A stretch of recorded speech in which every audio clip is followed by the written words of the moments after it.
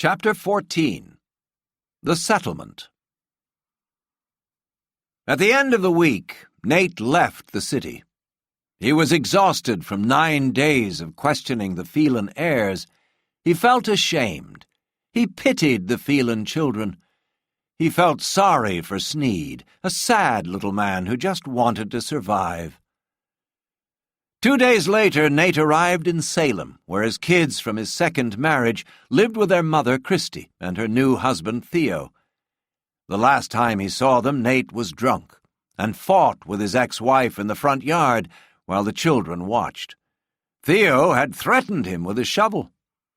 Nate later woke up in his car in the parking lot of a McDonald's with 6 empty beer cans on the seat beside him. He called Christy 4 hours before he arrived at their home. "Christy, it's me, Nate," he said. "I'm in Oregon. I'd like to see the kids. Maybe tonight? Tomorrow?" "Well, sure, Nate. I guess we can work something out. But the kids are very busy, you know. School, dance class, soccer." "How are they?" "They're doing very well. We love Oregon." They agreed to have dinner the following night. That gave her enough time to prepare the kids. Theo decided to work late. Nate kissed Angela. Austin just shook hands. Christy stayed in her bedroom for an hour while their father got to know his children again. Dinner lasted an hour. At 7 o'clock, Nate said he had to go. "I have a soccer game tomorrow, Dad," Austin said, and Nate's heart almost stopped. He couldn't remember the last time he'd been called Dad. "It's at the school," Angela said. "Could you come?" Nate didn't know what to say. Christy settled the issue. "I'll be there. We could talk," she said. "Of course I'll come," he said. The children kissed him.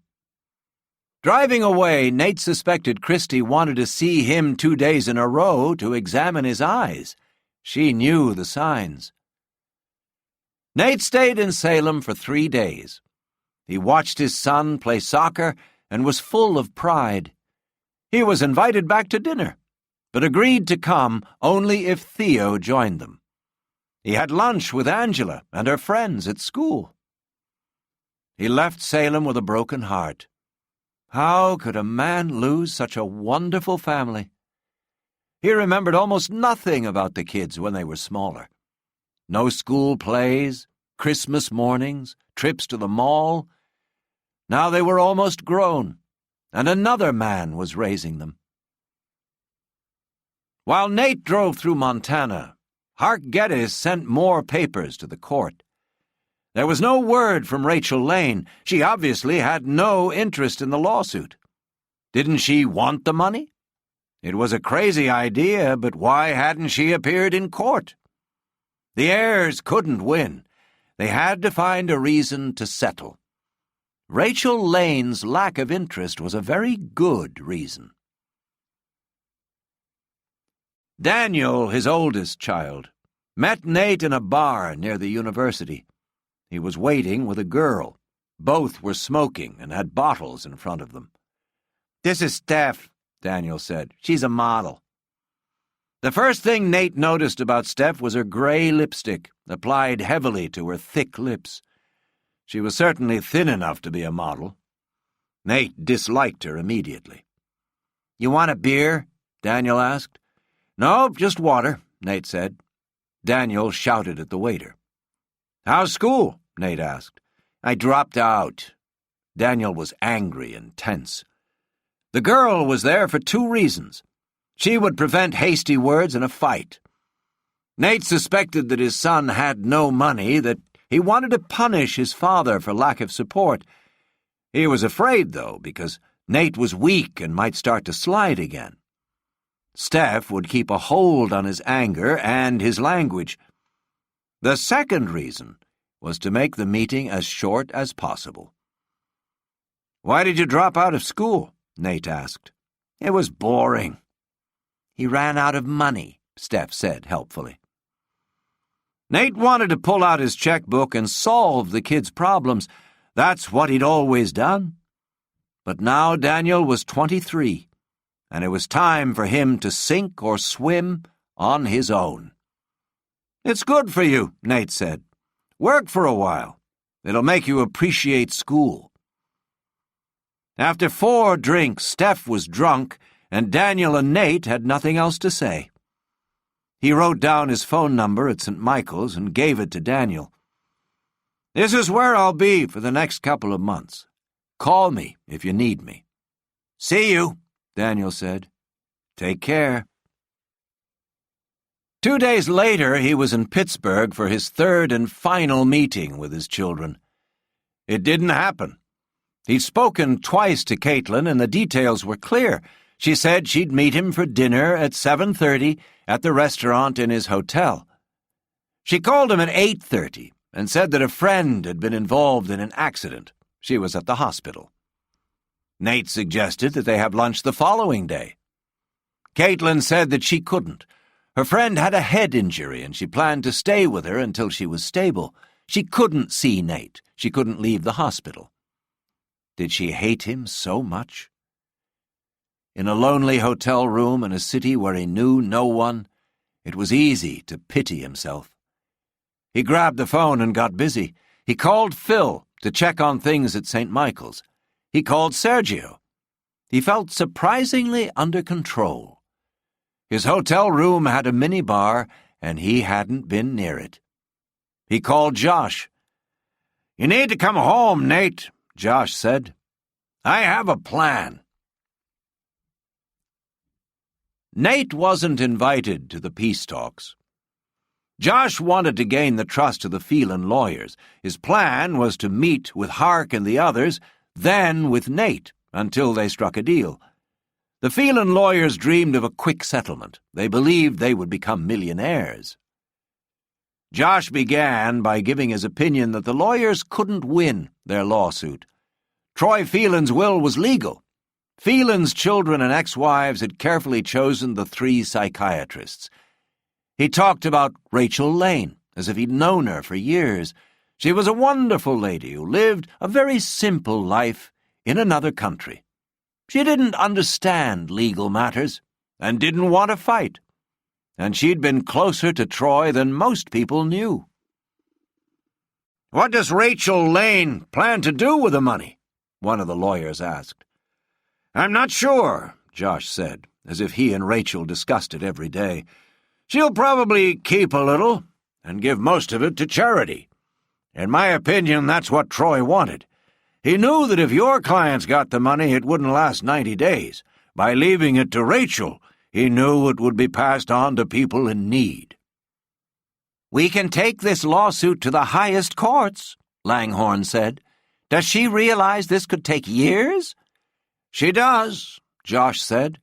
"That's why she would like to discuss settlement possibilities." "Where do we start?" asked Wally Bright. For a long time they talked numbers. Then Josh said, "Nate O'Reilly has contacted his client. She will offer each of the 6 heirs $10 million. The lawyers made rapid calculations. Hark had 3 clients. 17.5% gave him a fee of $5.25 million. Wally Bright would collect $5 million from his contract with Libigale and Spike. The other lawyers would collect $2 million. Wally spoke first. "My client will settle for no less than $50 million. The others shook their heads too and tried to look disgusted at Josh's offer. They talked about numbers for a while. Then Josh said, "Rachel Lane is not a greedy woman. I think she might settle at $20 million per heir." The lawyers' fees doubled, over $10 million for Hark alone. Poor Wally at $10 million now suddenly felt sick and asked to leave the meeting. Nate was helping Father Phil when the phone rang. It was Josh. "It couldn't have gone better. I stopped at $20 million. They want $50. $50? Nate said in disbelief. "Yes, but they're already spending the money. I bet 2 of them are at the Mercedes garage right now. We should complete the deal on Wednesday." "I can't wait," Nate said. Time for a coffee break. "We meet the judge on Wednesday," Nate told Phil. "Then I'm going back to the Pantanal to tell Rachel what's happened." "Are you excited?" "I don't know. I want to see her, but I'm not sure she wants to see me. She's very happy, and she doesn't want any part of this world." "Then why do it?" "Because if she rejects the money again, the other side gets everything." "But you've already said that Rachel won't take the money. She's not going to change her mind," Phil said. "No, never. So the trip down is a waste of time." "I'm afraid so. But at least we'll try." All the Phelan heirs were in the courtroom, except for Ramble. Judge Wycliffe explained that the purpose of the meeting was to explore a settlement. He made it clear that he didn't think the Phelan lawyers had much of a case. He asked Josh to tell him about the earlier settlement meeting on Monday. "I want to know exactly where we are," he said. Josh was brief. The heirs wanted $50 million each. Rachel was offering $20 million to settle. Nate was bored. It would be fun to stand up and tell them that Rachel wasn't offering any money to settle and run out of the room. They would sit in shock for a few seconds. Then they would chase him like hungry dogs. When Josh finished, Hark began to speak. He talked about the Phelan children and their problems, admitting that they were rich and spoiled. Their father didn't care for them, and they hadn't learned the normal lessons children learn from their parents. They made many mistakes when they received $5 million on their 21st birthdays. Now they knew better. Hark spoke well, and when he sat down, the room was silent. The lawyers thought Nate controlled the money.